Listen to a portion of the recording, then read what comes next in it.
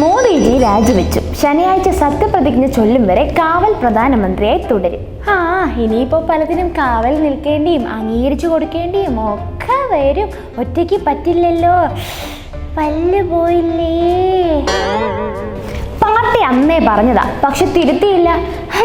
ഇനിയിപ്പോ സ്വയം ഇരുന്ന് വിമർശിക്കണ്ട സഖാക്കന്മാരെ. എല്ലാരോടും ഒരുമിച്ചിരുന്നങ്ങ് തിരുത്ത്. സമയമുണ്ടല്ലോ ഇഷ്ടം പോലെ.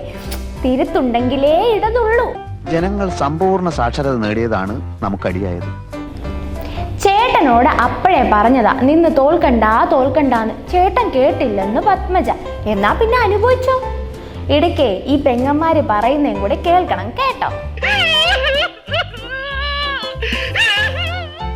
കേന്ദ്രമന്ത്രിസ്ഥാനം BJP നേതൃത്വം തീരുമാനിക്കുമെന്ന് സുരേഷ് ഗോപി. സിനിമാ അഭിനയം തുടരുമെന്നും സുരേഷ് ഗോപി പറഞ്ഞിട്ടുണ്ട്.